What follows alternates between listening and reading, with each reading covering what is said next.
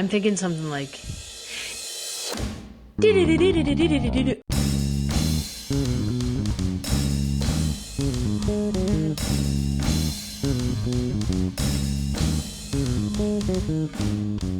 Hello, I'm Fine It's Fine listeners. Welcome back. I'm Amber. And I'm Melanie. And this time we talked to comedian Ryan Rogers. He is out of Louisiana. And he is amazing. I'm so glad that we caught him while he was up here. Full of energy, a cool dude. And I'm glad we got to talk to someone out of town. It's always nice when we catch that. Always. So you're going to love the episode, as always. Enjoy it. And make sure you're rating, reviewing, subscribing. Come on, y'all. I know you out there. Use those thumbs, baby. Okay. Enjoy the episode. You look really cool. Yeah. I know. Well, I mean, a lot of the cities that we're in on tour, I have to remind like my colleagues. I'm like, now remember, we're the cosmopolitan ones. You know what I mean? I know this is Niceville, Florida, but we're the ones from the big city, so fucking look like it. You know what I mean? Shape up. That's what this is all about.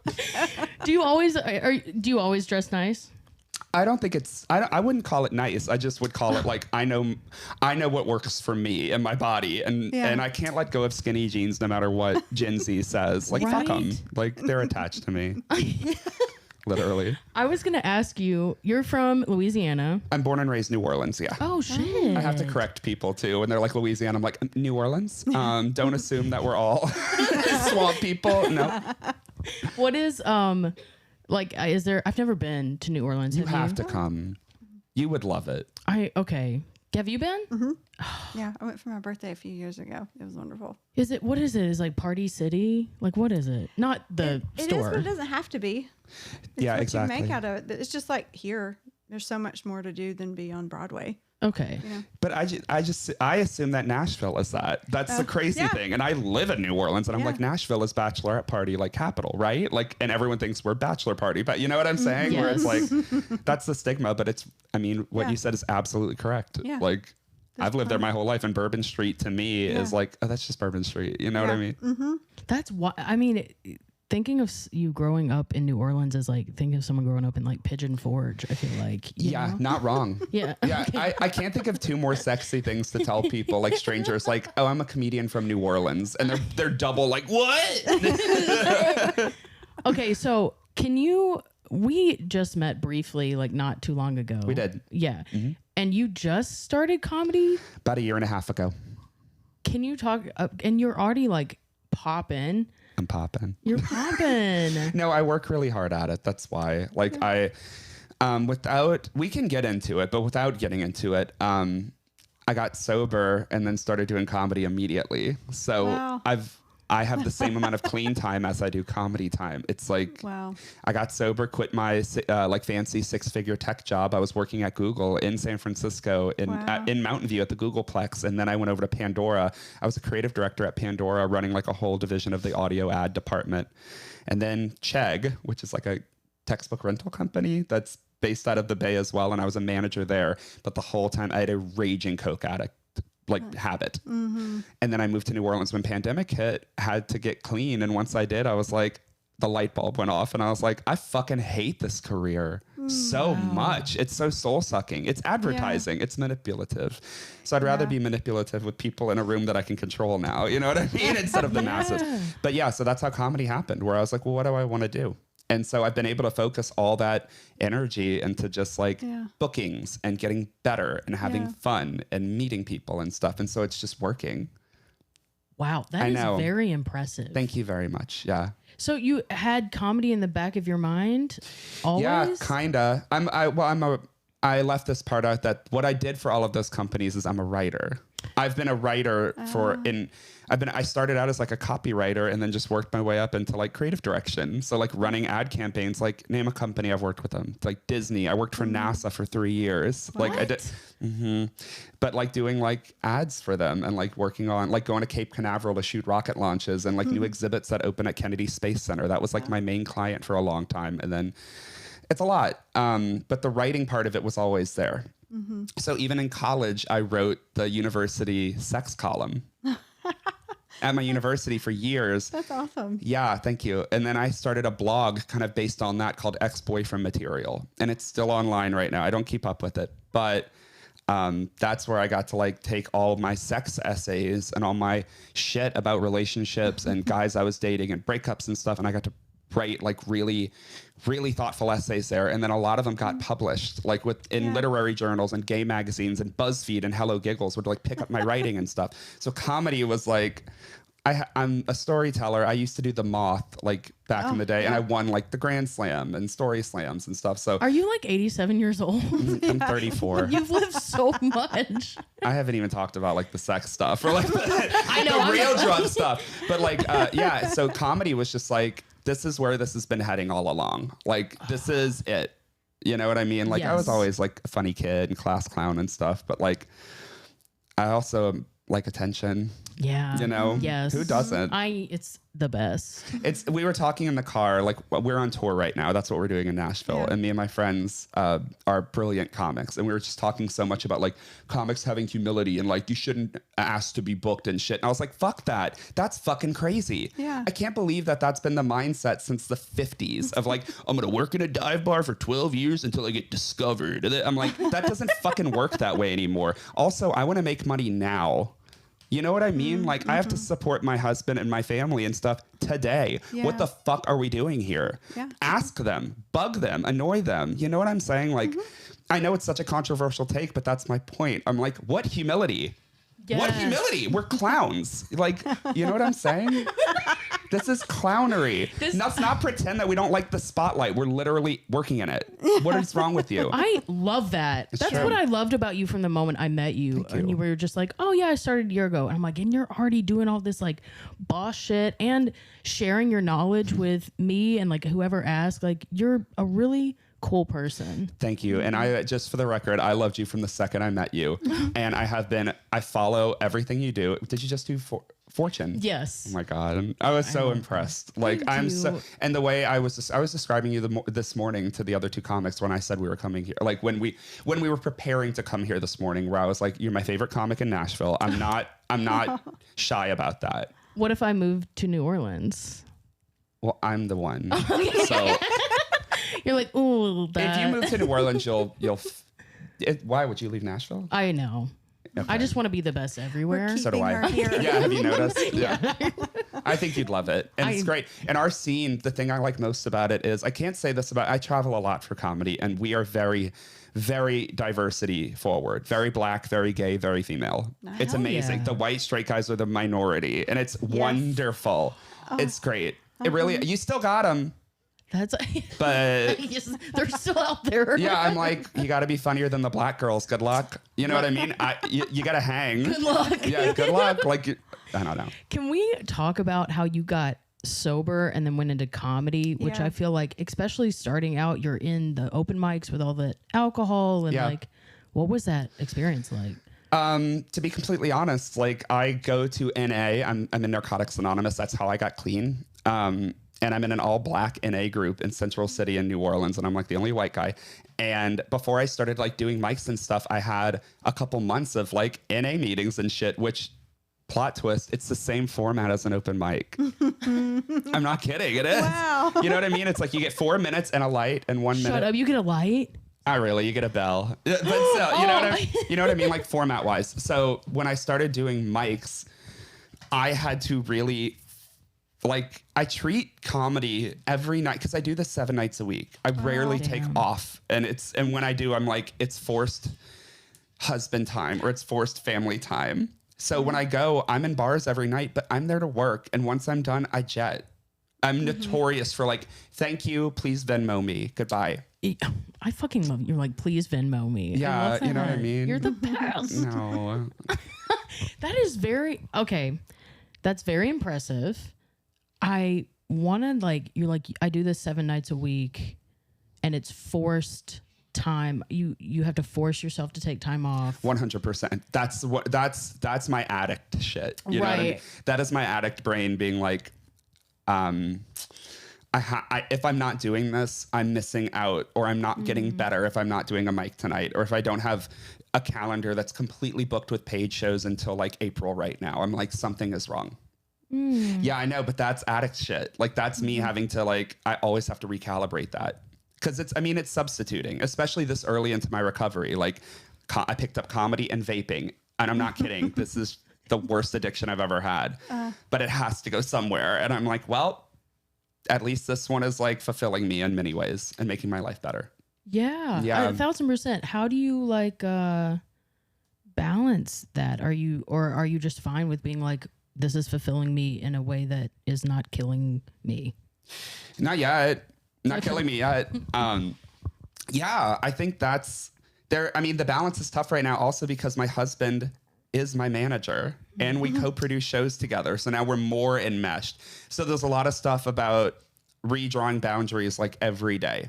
And thank God we're both in therapy and we both sit in on each other's therapy sessions like every other session and stuff. What? So there's a lot of communication and a lot of like, this can't be a comedy conversation right now. You know what I mean? Like I'm speaking to you outside of this. So we're still new into it. It is working for now, but we both know that it's probably not sustainable at this rate.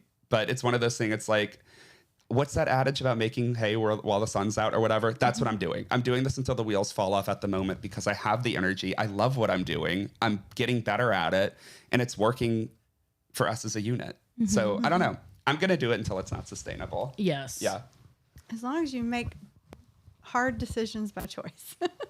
100%. I completely understand. Well, it's a whole different intention behind the stuff you do. Like you're doing it with awareness that it's going to wear you out and has to change eventually, but doing it out of I need to fulfill and feel good about myself versus doing it because it feels good what I'm doing it. That is something that I have to reckon with a lot. And it's weird to hear the straight male comics be like, the burnout's going to happen, like telling me that to my face, like you're going to hit the wall. And I'm like, well, I'm going to work really hard until I hit the wall. Well, and then we'll regroup. when you hit the wall? What's regroup? That's a really good question.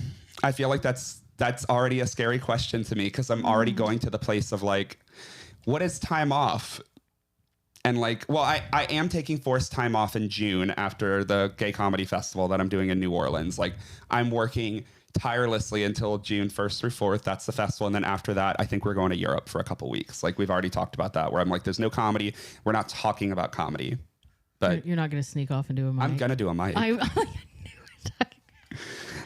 it. There's a lot of stuff wrapped up in there, but like, to be completely honest with you, like I should not be alive right now by all accounts with my addiction. Like it was getting to an unsustainable, very, very scary, dark place that was only that, you as an addict, like you think you're going to take that shit to the grave. And then all of a sudden, like I'm literally making jokes about the hard shit. My husband finding Coke bags in the lint trap in the dryer and stuff. Like, wow. I mean, they're funny now. We can joke about them now and we have processed it and we talk about those bits before I get on stage. Like before I start workshopping them at open mics. Like I'm like, can we do this yet? Yeah. And he's like, no. And I'm like, well, let me tell you my idea. And then he's like, it's really funny. It's really funny. And then he'll be like, okay, But I couldn't do it without him. My point being, like, he is a support system. And even though we are enmeshed with a lot of our producing and shit, like, he is very aware of, like, why don't we watch a movie tonight? And I'm like, okay, but we'll do it. And I've never regretted that time, though. The forced family time and the forced marriage time and stuff. I'm like, I'm glad I did that. Can I offer something to you? Please. I would think that you might enjoy that time if you reframed it instead of saying it was forced. It's chosen time. Yeah, you're right. I believe that's much more healthy. Thank you. Well, it's just, it's such a pattern you don't even realize. Like, that you keep saying forced. That's a belief you're just grinding in deeper. Fair. That when you get there, you're like, well, this is forced versus. I'm just curious of how different it might feel. Because you are choosing it. Yeah. Mm-hmm. He's not like tying you down. No, I mean, sometimes. Yeah. I get the idea. Like working for yourself, you have to plan more for your time off than you do for when you're working. Oh, easy. And so I get that concept. This is something I'm talking about from experience. Yeah. Of just the intention with everything is important, especially what you do with your time, right? You're absolutely right. Yeah. Yeah, it's the going all in thing for me. Like I wasn't we're going to have 2 beers tonight drinker. Oh, yeah, it was I'm 0 or I'm the best one at it and will be the last one here. And I think that I've just applied that to comedy in a way that like works and is bookable and is like attractive to clubs and bookers and stuff. But like it's going to come at a price. And I think the price is going to be like, what does this look like once I've gotten to a place that I do feel satisfaction, or I get to the place that I'm like, well, what's next? Because like even the day my album dropped that I worked, my first album that came out like last June, we sat on the couch on Spotify waiting till 12 a.m. And as soon as it dropped, he was like, my husband Drew was like, how do you feel? And I was like, I can't wait for the next one. You know what I mean? Like that's, I don't know. It sounds like, I want to hear what you were going to say. Okay. I want to say it's such an interesting perspective you have of like, oh yeah, shit might get fucking wild, but I'm just going to ride that burning horse until we see what happens. Yeah. I've never like heard that perspective. Because I'm going for it. I'm going for this. Like, I want to be famous. Fuck yeah. You know what I mean? Like, I don't think comics have, like we talked about humility. Like, I'm just like, why aren't we just admitting it? We're all here. Like, and we talked about our end goals today. And I'm like, I would like to have my blog / that's trademarked, that is now a game show that launches March 24th. It's going to be a monthly game show called Ex-Boyfriend Material. And it's a dating storytelling competition to see who has the worst one. It's really great. And we crown a victim at the end, but we do different rounds and stuff. It's great. But I would like my IP to be developed into like a TV show, like sell the concept with like a screenplay to HBO or Hulu or whatever. Like that's where, and I'd like my onstage personality to complement while I'm making that. Like I want it to feel, I have the vision for it. And so that's where I'm going right now. So that's going to take work. Yeah. And I'm 34. I didn't start comedy when I was 19. Yeah. You know what I mean? Yeah. I believe 100% that that's going to happen for you. I'm working on it, you know. I gotta manifest it and like girl boss gaslight it into existence. You know, girl boss gatekeep gaslight. That's not my shit. That's someone else's shit. What were you gonna say, Melanie? Do you remember? I think it had to do with you saying always the next thing. Like you're scared that you're already thinking about the next thing. And you said you came into comedy like as a like getting sober, and this is where you like shifted the energy.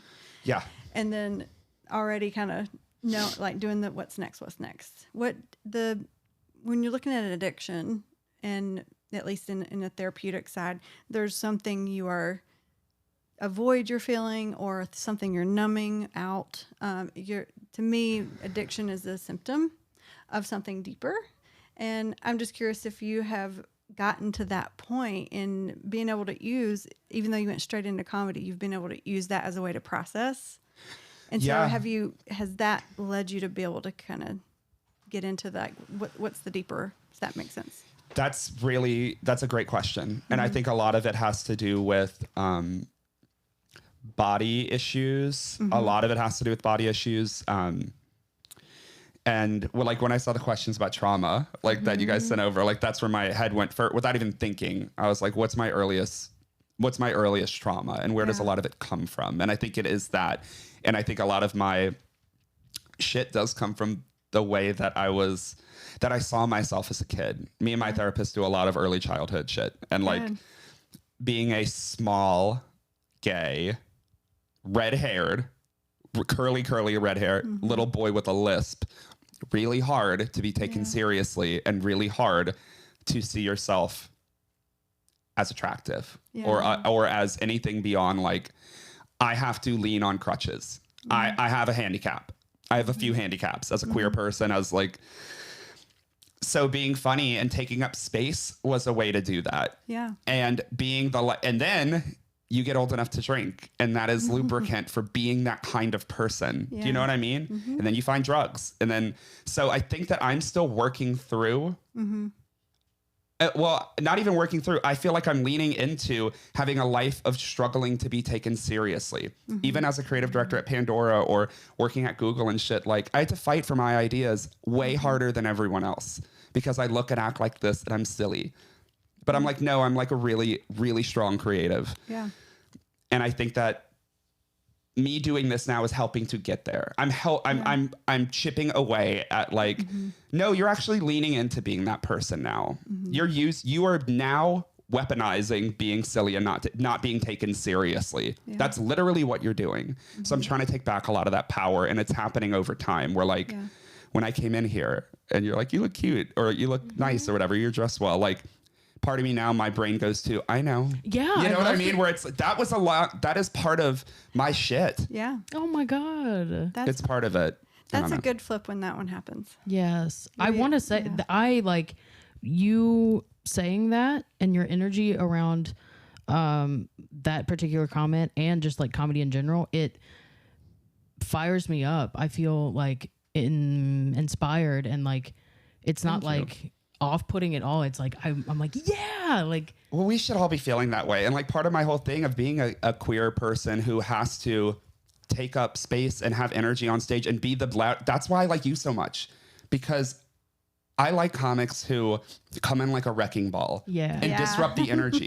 You know what I'm saying? What else are we doing? We're talking about pegging again. You know what I mean? Like, what? Do you have pegging jokes? I'm sure you do. No, but I would love to. Oh, I see. I have it. I was shitting on it in the car, and then I was like, watch me. And now That's kind of a pegging joke in itself. Yeah, there you go. I know. Shitting on it.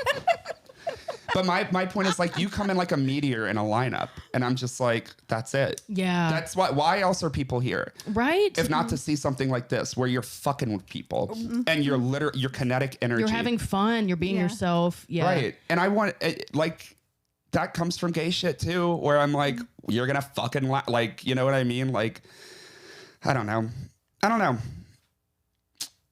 Where were we? We were everywhere and nowhere all at the same time. Yeah, good answer. Everything ever all at once. Yeah.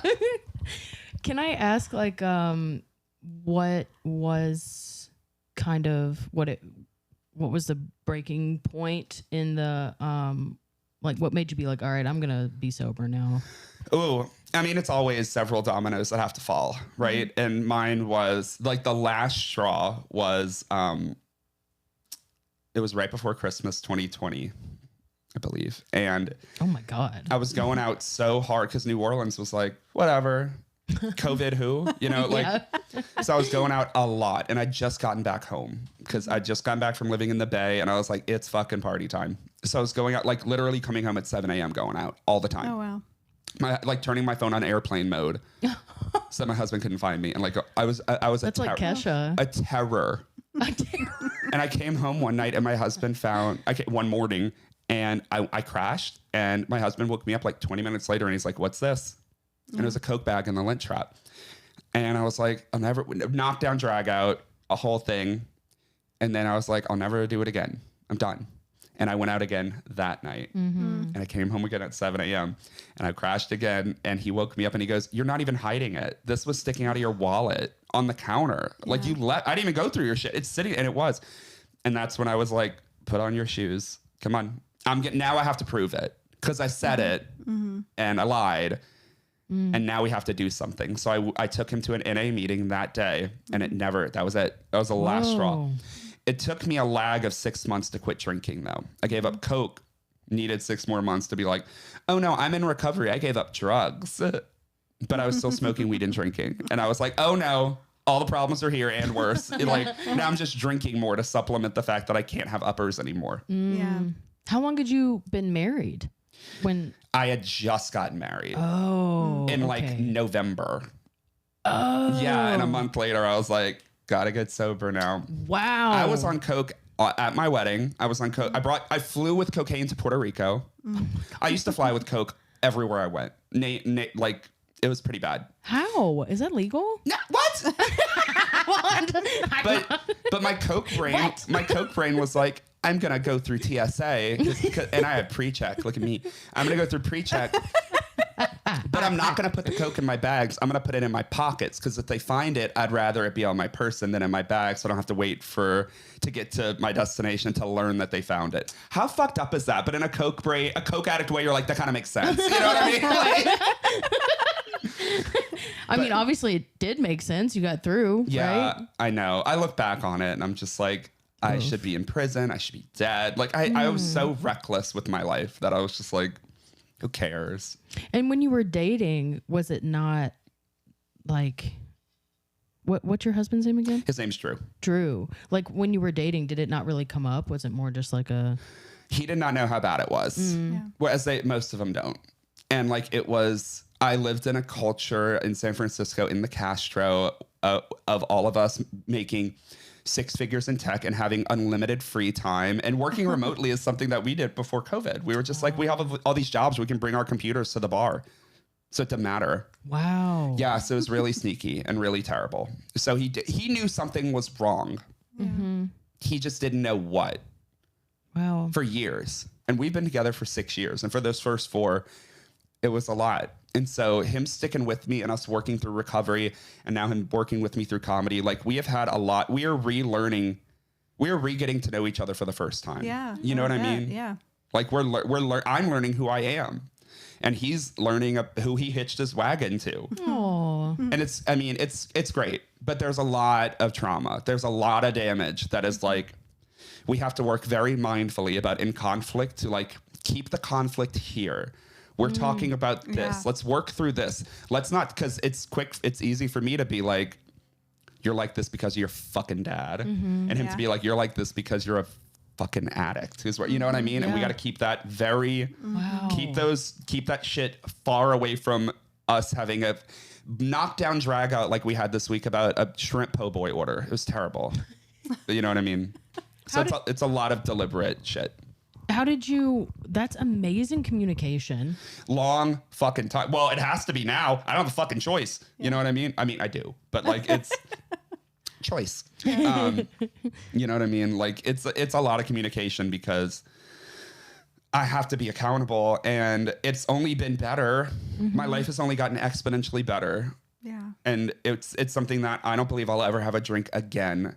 And a lot of addicts talk about like their relapse contingency plan and shit. I'm like, I only got better. My life has opened up and blossomed, and I have a relationship with my family and shit now. There's no shot in the world that will make me want to give that up at this point. Yeah. It's not worth it.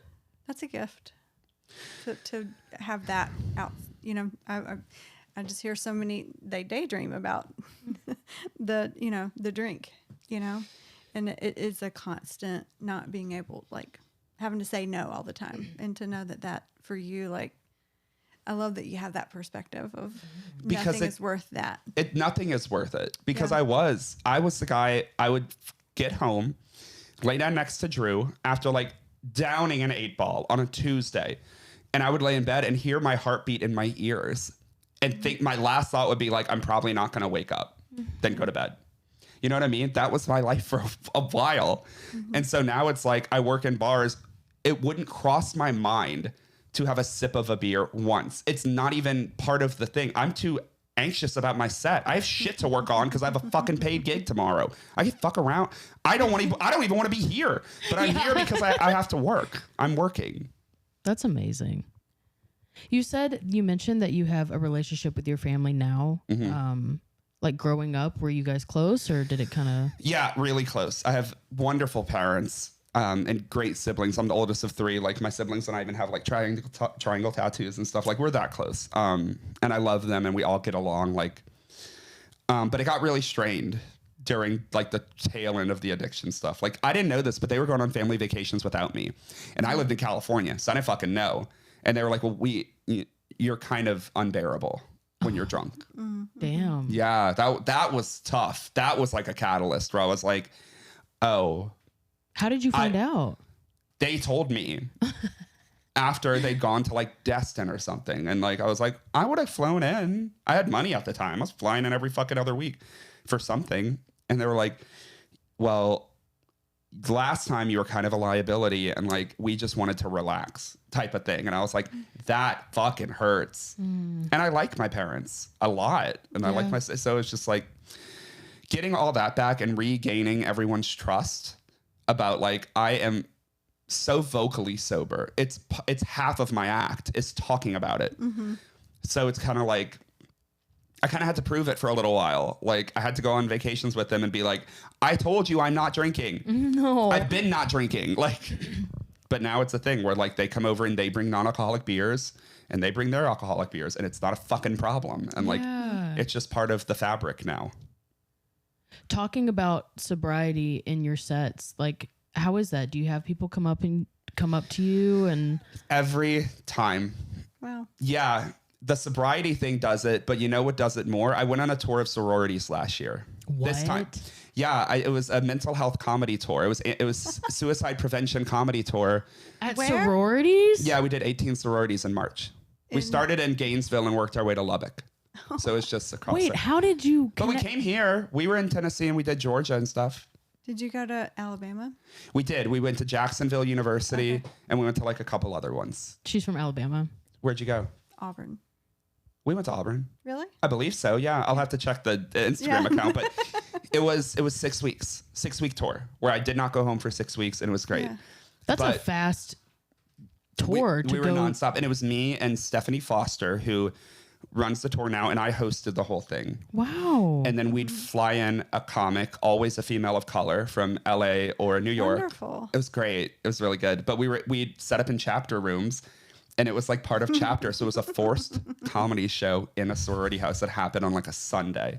It was lit. Stop. Okay, wait. I want to know more. This is amazing. It's great. You should How look it did up. you connect? I'm not affiliated with the tour anymore, but you should look them up. Okay. Without Rhyme Nor Reason Comedy Tour, and they just got sponsored by Maybelline and did like yeah, it's a big deal. Ours was like the first one, and it was very grassroots, and we had to do it together and build it together. And Stephanie and I had creative differences, and it was for the right reasons, and we still cheer each other on, and it was totally fine. But now, like they just did the East Coast for this tour in the spring. Yeah, they're great. They really are amazing. But the reason I bring it up is because the thing that got people, that I've reached people with in a way that it was very surprising, was I used to have a bit where I just make fun of straight women. And it's basically like the bit is you rely on us for a lot and we rely on you for nothing. Like it was stupid. But I started adding in a thing about I'd go straight women, where are you at? Woo! And then I started adding in any queer girls.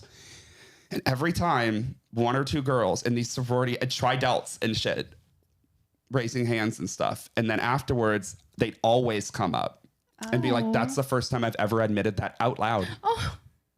Yeah, that's the shit I'm going to remember like on my deathbed and stuff. Yeah. Like that, the sobriety stuff hits people a lot. But now it's like, sobriety, especially with Gen Z and stuff, they're all like, yeah, none of us drink. We just do psychedelics. Like, what are you talking about? Cool. You're cool. Like, great. Sobriety. I mean, that's usually a more unifying, quiet, like, yeah, I'm sober too type of thing. But like when I can get girls to out themselves, like, that's the real like magic where I'm like safe space. Wow. Yeah. I wonder, I'm interested to know like what made them in that moment be like, yes. I don't think anyone had asked them. It was like one of like these were a lot of the towns we did were in very conservative places. And I think they just felt safe in that moment to be like, yeah, I am.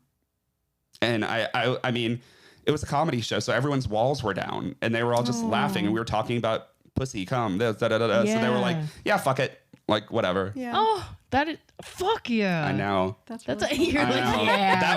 That tour was a lot, and I can recount hundreds of stories, but that's the one thing where I'm like, the first time it happened, I was like, this is my takeaway. Like that moment. Why? You give someone the fucking space to come out for the first time in to their sisters, like, what the fuck? Like I kept being like, I'm not a hero.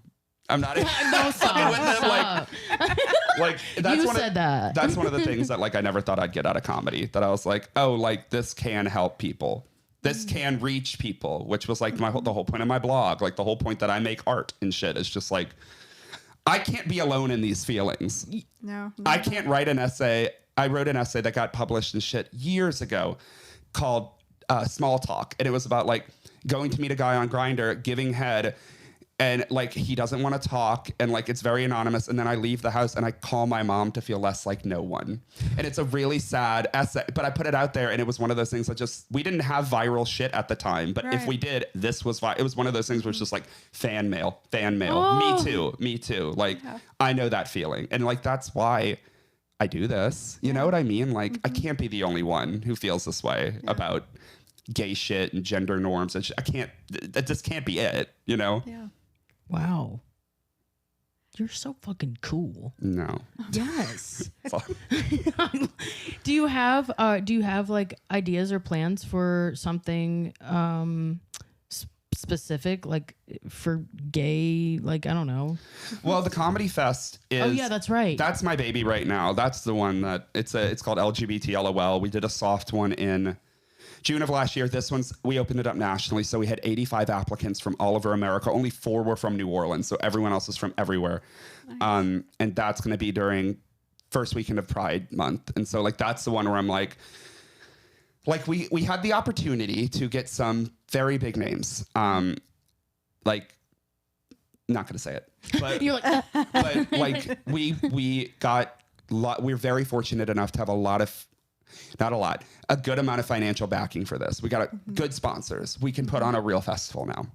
Nice. But when it came down to the like crunching numbers, we could afford those SNL cast members or like actual movie stars and gay icons and shit. But I was like, I'd rather this first festival, we take that money and reinvest it in all these performers who are coming to New Orleans for the first time, or our gay people that are queer folks who have never been on a festival. Let's just reinvest that. That's stupid. Like, we're not going to get blank. Like, why? No. To what end? I'd rather them come and have fun. Like, maybe next year. But that's me trying to be altruistic. Like, I'm trying to do the right thing and be like, just like raise up other gay people. I know. Like, I know. I don't want to do it either. Like, so that, and then Ex-Boyfriend Material, like the game show that I'm doing, like that has been, it was so weird how it's just been my blog and like it was like a decade's worth of work that I ended up trademarking and stuff. And now it's like being something. And now at my place in comedy, it's just all happening at the right time where it's like, this is going to be big type of thing. Okay. So those are the 2 things that I'm like trying to champion right now, on top of the tour that I have, on top of the monthly shows that we do, and like whatever. But those are the 2 that I'm focusing on. Nice. That's great. Can you talk about like when did you know that you were gay? I've always known. Okay. And so did everyone else. Like very, very effeminate, very like, I like girl things. I want a my size Barbie. I die hard Spice Girls fan. You can't tell me you know a bigger Spice Girls fan. You can't. I had my dad check me out of school in 4th grade so I'd be the first one to see Spice World, and he did. Like, die hard. Doing the Spice World, Spice Up Your Life dance for show and tell. Cringe. Like, all of it. No, amazing. I know. In my Catholic school boy uniform. Like, just picture it. Yeah. But yeah, my earliest memories of that. I mean, and like coming out wasn't that hard. Like, and I had a really supportive family, and I'm just I shouldn't say this. Yeah, say it. What? There's this bit that I haven't said yet. I don't think I've said this to anyone, and watch me say it into a microphone, where I'm like, I hate Pride Month because if I have to hear one more CVS cashier's coming out story, I'm done. You know what I mean? Wow, so many people are coming out to you. I don't know. No, but I don't know. My parents, the tipping point was, like, I was clearly a gay person from a very, very early age. But then one day my mom came home. Do you remember the family? Did you guys have the computer? Like the family computer? Okay, cool. Remember the computer? Remember the computer? Like in the armoire? The kitchen counter? Yeah. We had it. The computer had its own room. Remember? Yes. John Mulaney has a bit about that. Like, the computer's in that room. But clearly watching gay porn on the fucking family computer. And my mom came home one day and was just like, I had the armoire doors like that. You know, like, don't watch me jack off in the computer room adjacent to the dining room. Like, whatever. And my mom was like, give me the password. And we had a knockdown drag out. And my dad came home and we had a knockdown drag out. And was like, wait, why'd she want the password? She knew it was fucking gay porn. And their point was, I mean, there's a punchline. Wait. So my dad's finally, this goes on for about 8 hours. I locked myself in my room, screaming match. Like, no, you're going to have to kill me. Shut up. You're not going to see what I was looking at. Like, it was definitely buttholes. Like, I don't know what else to say. So my dad finally, like, I let my dad in and he goes, if I guess what it is, will you tell me? Stop. Yeah. And I was like, that sounds like a terrible game. Yeah, at that point I was broken and I was like, fine. And he was like, is it gay? And I was like, yes. And he goes, oh, thank God. Like, by the way you were reacting, we thought it was animal shit. Get the fuck. Oh. Swear to God. I swear to God, I tell that joke now because it's true. Every word of that is true. My dad can vouch. Stop. If he listens to this, Your I'll send it to dad him. sounds cool. He's my hero. I love him. Yeah. I've inherited some like unhealthy things, like anger things and yelling and being a fucking asshole from him. But he is wonderful, very supportive. Oh. Goes to my shows. Him and my mom, they're both wonderful. I love my dad so much. Yeah. It sounds like it. Yeah, and then right after that happened, I dated a girl. I met a girl. I was in high school, and I dated her into college. What? Yeah, I had a high school sweetheart I dated into college. Like we went to prom together senior year. Like I lost my virginity to her. Wow. You know, I am like, what? You were gay, but also I've been learning. Nothing looks like you think it does. You know what I'm saying? No. You just like a human or you don't, and then you move forward. Yeah, and that's what I tell people. They're like, "Did you think you were bi?" And I was like, "No, I just liked her." I'm gonna set her name. I liked her. But yeah, like we broke up and I immediately started dating men fast. Yeah. You're like, it's time. It's look, it's past time. It's past time. Yeah. Did she know that you were gay? No, but she played softball, so I think we're both onto each other. She's married with kids now and she's super religious. I can't imagine why, you know. Oh, God. Every post is Married to a man? Yeah. I don't buy it. I don't buy it. You're like, give me the password to your computer. Give it to me. Let me guess. Yeah. What was it? What was your experience like talking about traumatic things in comedy? Do you feel like people were pretty receptive to it, or did you have to be like, guys, come on, it's fine, I'm healed from it? Like Me talking about my trauma? Yeah. Oh, I kind of don't care what the audience thinks. Like I know. You guys can stay or go, honestly. I mean, you've seen some of my shit. Like I feel, this is going to sound so fucked up. I feel like my energy and the way I'm dressing it up will carry me through it.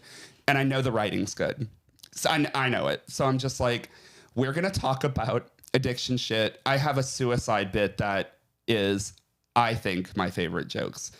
It's my favorite. But if I don't have an audience, it's so weird how this happens. Like, watch it next time. Like, next time I'm in town, if you come to a show, just watch it. If a straight guy is not with me for the first 10 minutes, by the time I get to anxiety, depression, and suicide, when I hit those suicide punchlines, they stand up and clap.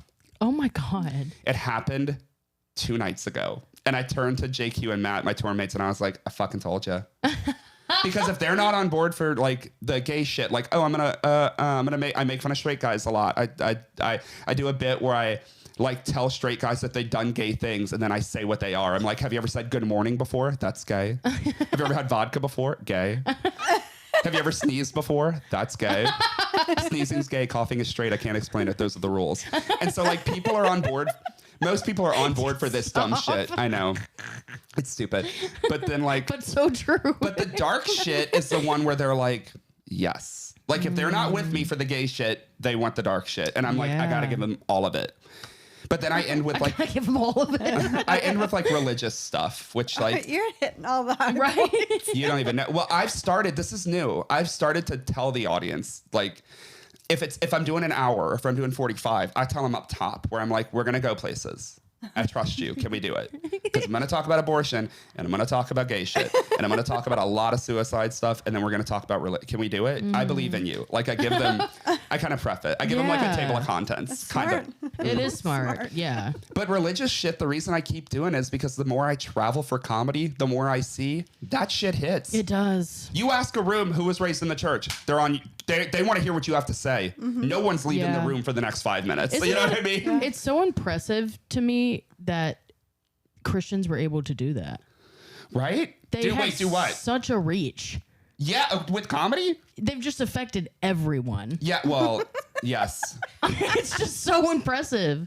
I mean, Is it impressive? Or mortifying? And the problem.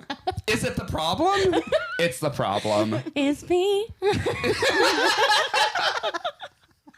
It it's not a good thing, but it is like, it's kind of like looking behind, like, how'd y'all do that? How'd y'all get so many followers? Fear. You ever heard of fear? Yeah. You ever heard of Germany? Like, it works. Like, fear works. Oh, don't get me started. Oh God. Don't get me started. No. Were you raised religious? Yeah, I had a crucifix tattoo on my back that I had covered up. out. It's right. It's a little heart now that says me, but it was a crucifix. It's super religious. Oh, I have about 4 religious tattoos I've covered. Really? Really?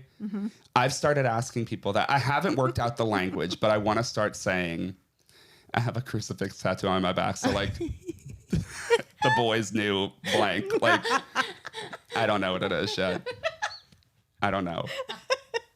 How was that? I mean, knowing that you were gay and being like a Christian, how did you? Now I'm stuck on the joke. Maybe it's like they see me from the front and see that I'm circumcised and they're like Christian, and they see me from the back and I don't know. There's something there. That's hilarious. Go ahead. What's your question? I'm gonna be fixated on this now. I'm stuck on the joke. Yeah, we're gonna end up like writing this via text overnight. I mean, just being Christian, but knowing you're gay. Were you just like, yeah, I'm gay, and I don't know if that ever mattered to me because in my experience, youth group is fucking gay. It's so Choir's gay. gay. You know what I mean? I'm like, well, this is all, even if you're not all gay, this is gay. Yeah. You know what I'm saying? Like, we're doing overnight trips and we're like singing a lot. Bedazzled jeans. Bedazzled jeans and Gel. like the guy with the acoustic guitar. You know what I Yeah. mean? I'm like, this gay shit. Yeah. Like, anyway, here's Wonderwall. Like that. Like, I was married to the guy with the guitar. hell yeah, you were. Are you You were still? married to the choir leader? No, but there's always in a church youth group the guy that plays the guitar. Right. The Damn. acoustic guitar. That's who I ended up marrying, which we're not together Okay. now. But yes. That's, But my husband yeah. was too. My husband was like very, same story, like president of our youth groups at our respective schools. Like he always talks about, they did a mime version, like a silent mimey version of the Stations of the Cross, and he was Jesus, and he always has to pull that out. And I'm like, very impressive. Okay, we get it. Like, Okay. Can you tell me what your suicide stuff is? Like, why you have so much suicide stuff? I don't know. I have never struggled with suicidal ideation myself, nor have I attempted suicide. Okay. I think it was like a first draft of me like trying comedy and being like, You went I right think to this suicide. is funny. They're just puns. They're not real. Oh, okay. It's like, okay, fine. You forced me. Like it's just beats in a made up story about how my friend committed suicide. She had body dysmorphia. And I had to go to the funeral. I'm happy to report that she's almost finally near her goal weight. No. I know. And then I'm like, yeah, I know. But then at the end, I do 4 more of those. Oh God. Where I'm like, she got frustrated when she Oh. hung herself because even the noose fit too tight. No. Aw. I know, I'm aware. But I do So- that, and that's when people clap. And then I stop and I go, guess what? That bitch isn't real. And none of that happened. And this is a comedy show. And I knew the whole time and you didn't. And it was really funny to me. Oh my God. I know. I feel bad doing it here because this was such a safe, like, clinical space for a minute. And now I'm like, I ruined it. I started it. I asked the question. I just feel if you're going to build, I don't do this all the time. I don't do those jokes a lot, but I feel like if you're going to build an hour or you're going to build 45 minutes, take them on a journey. Like, let's go places. You know what I'm saying? Like, I try to do a little something for everyone. Like, there's gay screaming. There's that. There's religious shit. I talk about parents. Like, I try to always address single people in dating apps and like couples. You guys get along. Me and my husband don't. We fight. We do that. And then I have jokes for all of it. So I Yeah. try to like, well, let's build an experience. So the suicide stuff is like reserved in my back pocket for like, I'm going to fill time and I'm going to do this. If this is a really conservative room, I know that they're going to like this because it's shocking. Yeah. Yeah. So I want to offer something. Oh my God. I knew I dug myself a hole. Well, the taking them for a ride and the shock value of talking about these hard things. Couple of things. How much of that is like you kind of playing out what's in here, like the things you say, because we all project in some way, Sure. you know.